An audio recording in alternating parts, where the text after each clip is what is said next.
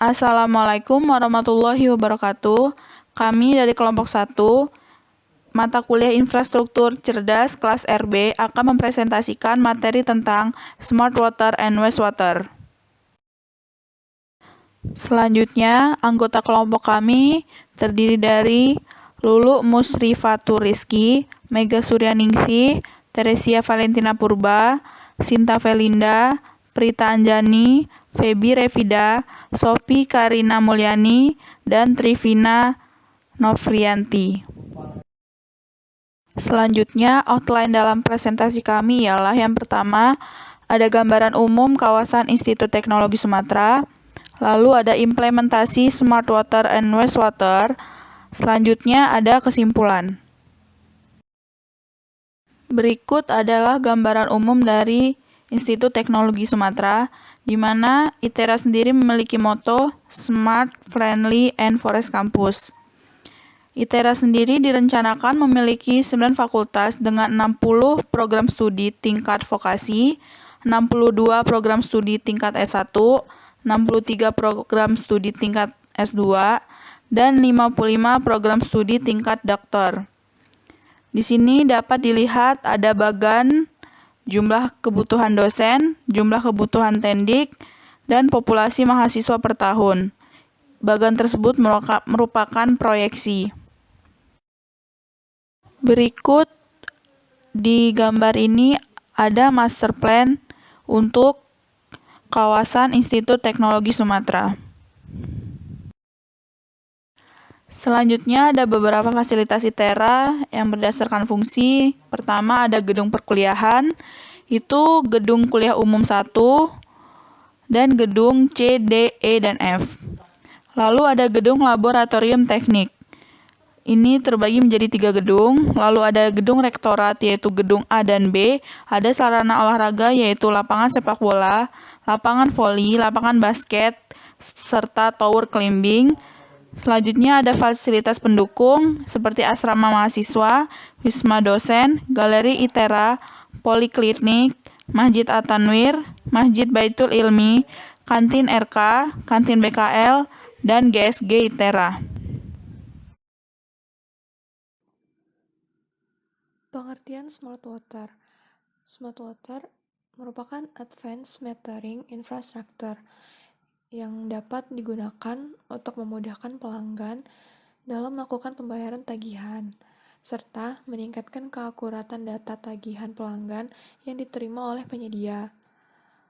Smart Water Management merupakan optimasi penggunaan teknologi informasi dan komunikasi yang menyediakan data real-time otomatis, kondisi sumber daya air dan lingkungan, serta perakiraan kondisi cuaca dan iklim.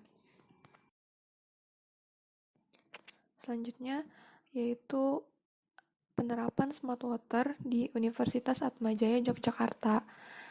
Jadi, penerapan Smart Water pada kampus ini yaitu dengan adanya mesin pintar pengelolaan air tanah menjadi air mineral yang layak konsumsi dengan chip Access YE-TAP sebagai detektor sehingga terbatas hanya bagi pemilik chip yang bisa menggunakannya. Fasilitas ini digunakan menggunakan sebuah chip yang diberikan oleh kampus. Maka dengan adanya fasilitas Smart Water Station ini merupakan langkah dari kampus untuk dapat mengurangi sampah di area kampus dan agar mahasiswa dapat menghemat pengeluaran mereka untuk air minum. Mahasiswa hanya dapat membawa botol tumbler dan mengisi airnya menggunakan teknologi tersebut, maka air akan keluar secara sendirinya. Dalam satu kali menggunakan chip, air hanya akan keluar sebanyak 500 ml saja. Dengan ini bisa penghematan air, sehingga air tidak terbuang sia-sia. Selanjutnya, yaitu penerapan Smart Water yang ada di Universitas Gadjah Mada atau UGM Yogyakarta, yang mana dengan menggunakan Smart Automatic Water Level Recorder. Sistem ini mengukur ketinggian muka air dan mengirimkan data ke cloud secara real-time. Sistem ini juga dilengkapi dengan fitur SWA energi sehingga memungkinkan untuk dipasang di lokasi yang jauh dari sumber listrik. Peralatan ini juga memiliki fitur online-offline, mode yang menunjang pengamatan kontinu, meskipun pada kondisi sinyal internet yang tidak stabil. Selanjutnya yaitu ada Smart Wastewater di Universitas 11 Maret, Surakarta. Nah, UNS merupakan perguruan tinggi pertama di Indonesia yang mampu mengelola air limbah secara mandiri.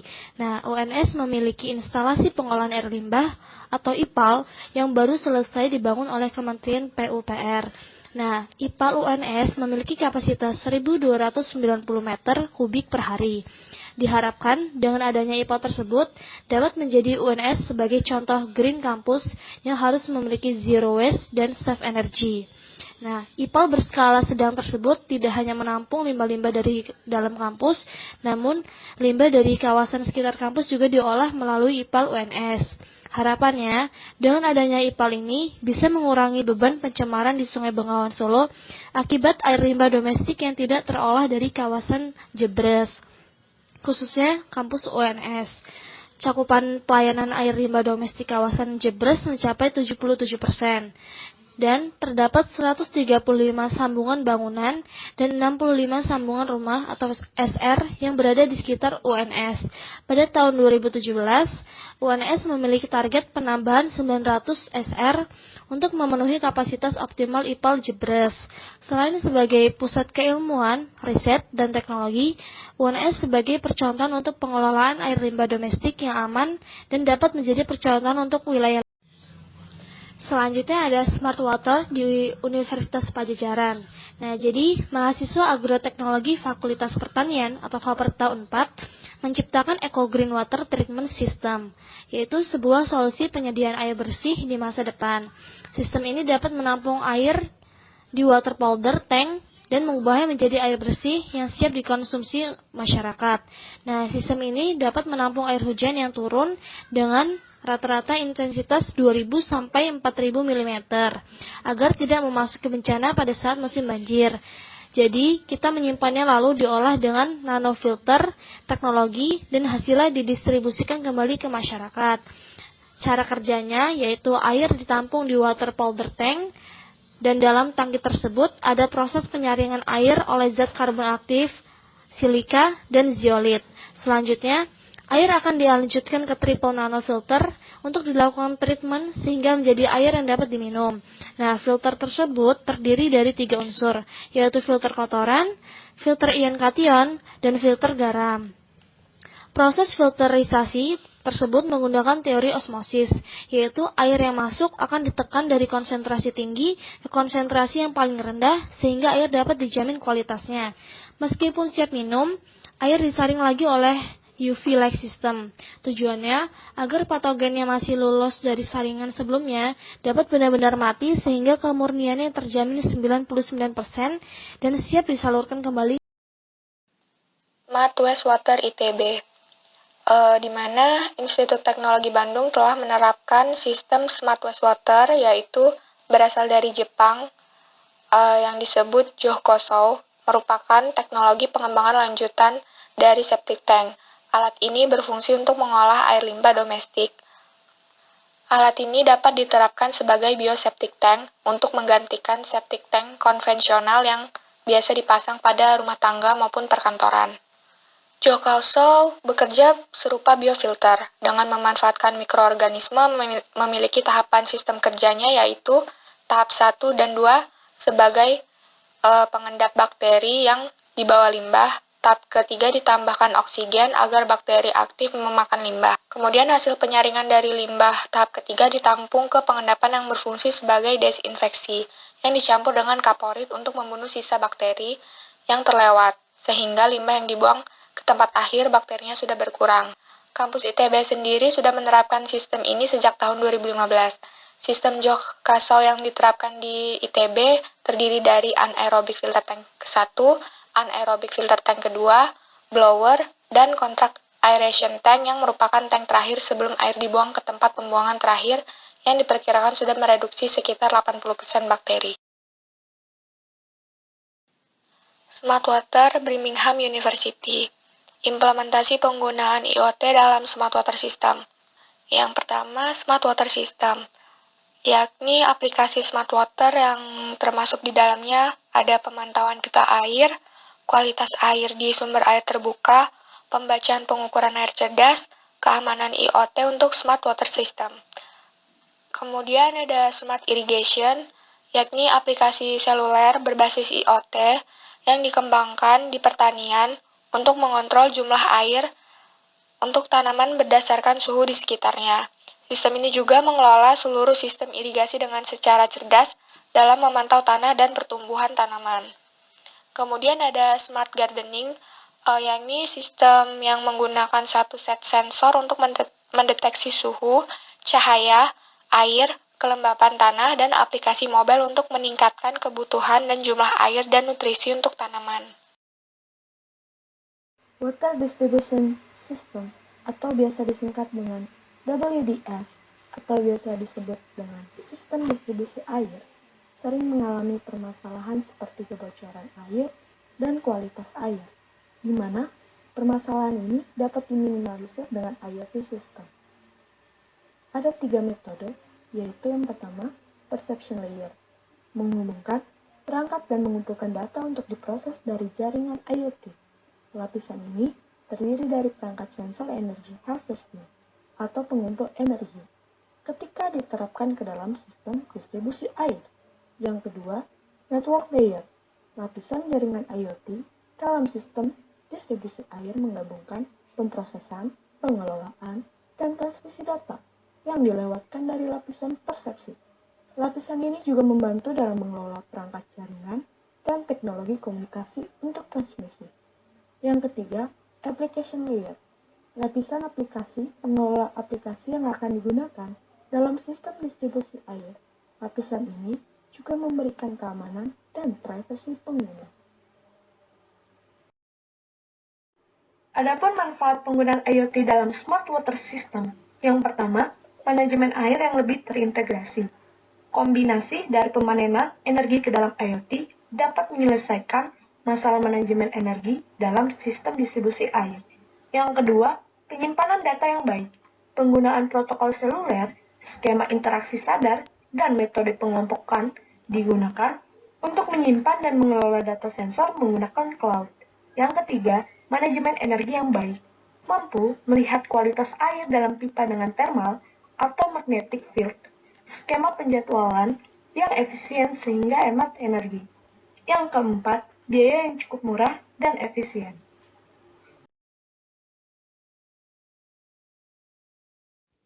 Selanjutnya yaitu Smart Water yang ada di Universitas Multimedia Nusantara, di mana UMN ini merupakan salah satu kampus yang menerapkan konsep ramah lingkungan atau Green Campus. Dalam pengolahan limbah cair, daur ulang di UMN ini terbagi dalam 2 proses utama, yaitu Sewage Treatment Plant dan Water Treatment Plant. Daur ulang limbah sanitasi memang menjadi salah satu alternatif yang diterapkan untuk mengurangi tingkat pencemaran air. Dalam mengolah limbah tersebut, UMN menyediakan lahan khusus di area basement. Langkah ini tentunya juga mendukung adanya penghematan air dan dampak buangan limbah langsung ke sungai.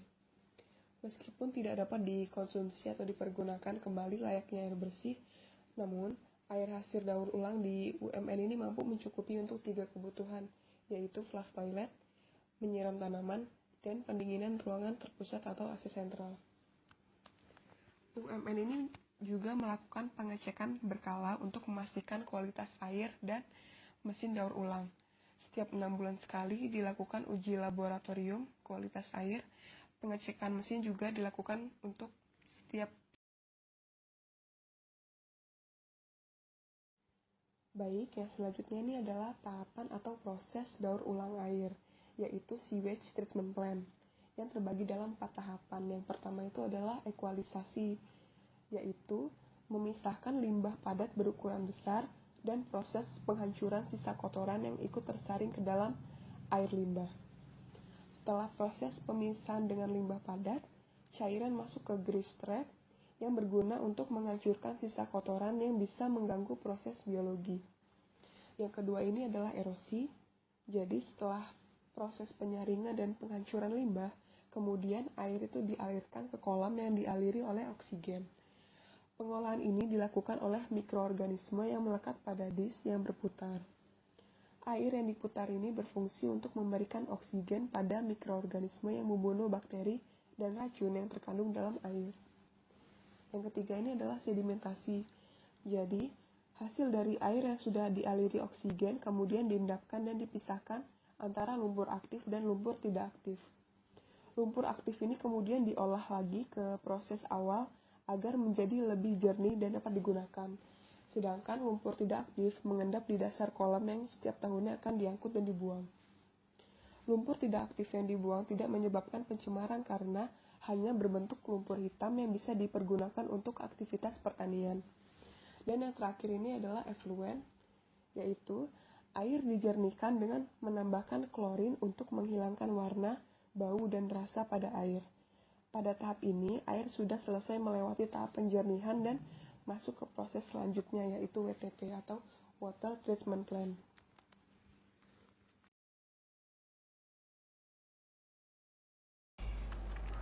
Selanjutnya itu ada tahap Water Treatment Plant atau disingkat dengan WTP.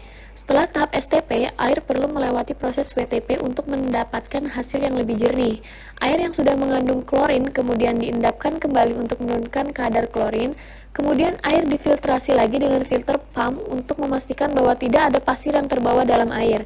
Lalu air yang sudah tidak berbau dialirkan melalui pipa menuju tank air yang berada di atas gedung untuk dialirkan kembali. Selanjutnya ada New Water Singapura, merupakan sebuah tempat daur ulang air kotor secara steril dan higienis menggunakan membran mutakhir dan menggunakan teknologi ultraviolet. New Water memanfaatkan pemisahan saluran drainase air hujan dan air limbah, di mana saluran air limbah itu bermuara ke 3 pabrik pengolahan air limbah nasional, yaitu Kranji, Bedok, dan Changi. Selanjutnya, limbah tersebut difiltrasi sebagai tahap pertama proses daur ulang air. New Water mampu menyumbang pasokan air bersih 30% dari total 273.000 meter kubik atau 60 juta galon. Kebutuhan air masyarakat Singapura pada 2017 bahkan ditargetkan pada 2060. New Water bisa memenuhi 50% kebutuhan air bagi masyarakat Singapura. Kesimpulan, Smart Water dan Wastewater perlu dikelola dengan baik sesuai dengan karakteristik tempat dan pemanfaatannya. Dengan semakin tinggi populasi di kampus ITERA, maka akan memberikan dampak yang tinggi pula terhadap lingkungannya. Maka dari itu, perlu adanya solusi untuk mencegah pencemaran lingkungan di kawasan ITERA. Konsep yang telah dibuat oleh ITERA dalam sistem pengolahan dan pembuangan air, ITERA telah memiliki konsep tersendiri, yaitu suplai sarana air bersih yang berasal dari memanfaatkan layanan PDAM setempat, embung, dan air sumber dalam. Untuk distribusi air itu menggunakan air embung. Dan untuk drainase itu ada zero runoff, yaitu sistem pembuangan air hujan dan drainase tidak dialirkan keluar tapak, melainkan tetap diresapkan di area tapak. Dari definisi Smart Water dan Smart Wastewater dan preseden yang telah dijelaskan sebelumnya, menurut kami, konsep yang dapat diterapkan di ITERA dilihat dari karakteristik kawasan ITERA. Konsep Smart Water dan Smart Wastewater yang dapat diterapkan adalah Smart Water Management yang sedikit berbeda dari preseden Universitas Negeri Surakarta atau UNS, yaitu konsep tersebut dapat diterapkan di ITERA dengan mempertimbangkan kondisi kontur kampus tersebut. Kontur pada kampus UNS berbukit, sedangkan kontur ITERA landai, namun sedikit berbukit pada kondisi existingnya. Konsep ini dapat diterapkan dengan melakukan penyesuaian terhadap diameter pipa dan peletakan water tap dengan besar tekanan yang diberikan dari reservoir agar air yang keluar dari water tap maupun dispenser memiliki tekanan, kecepatan aliran, dan debit air yang cukup. Smart Wastewater Management UNS melakukan penerapan air limbah yang dikelola sendiri. Kampus UNS menerapkan konsep Smart Wastewater dengan menyediakan instalasi pengelolaan air limbah atau IPAL sendiri. IPAL tersebut tidak hanya dapat menampung limbah-limbah dari dalam kampus, melainkan dapat menampung kawasan sekitar kampus juga. Hal ini sangat cocok diterapkan di kampus ITERA, mengingat kawasan ITERA dan sekitar ITERA merupakan kawasan baru yang belum memiliki instalasi pengelolaan air limbah. Selain itu juga, saat ini ITERA baru menerapkan konsep zero runoff untuk limpasan dan drainase, dan belum adanya konsep smart wastewater management untuk air limbah itu sendiri. Selain itu, konsep yang dapat diterapkan juga seperti di Universitas Atmajaya Yogyakarta, yaitu fasilitas Smart Water Station dengan potensi ITERA yang memiliki sumber air dan dapat mengelola air minum kemasan sendiri yang bernama Waitera. Ada baiknya penerapan fasilitas mesin pintar pengelolaan air tanah menjadi air mineral layak konsumsi tersebut di setiap gedung dan musola atau masjid yang merupakan langkah dari kampus untuk mengurangi sampah di area kampus dan tetap menjaga lingkungan sekitar. Selain dapat mempermudah, dapat mengurangi masalah sampah di kampus ITERA, dan agar mahasiswa dapat menghemat pengeluaran mereka untuk air minum, mahasiswa hanya perlu membawa botol tumbler dan mengisi air menggunakan. Baiklah, sekian dari presentasi kami. Jika ada kesalahan kami mohon maaf. Bagi kalian ingin bertanya tentang materi kami, silahkan tinggalkan komen di bawah. Terima kasih.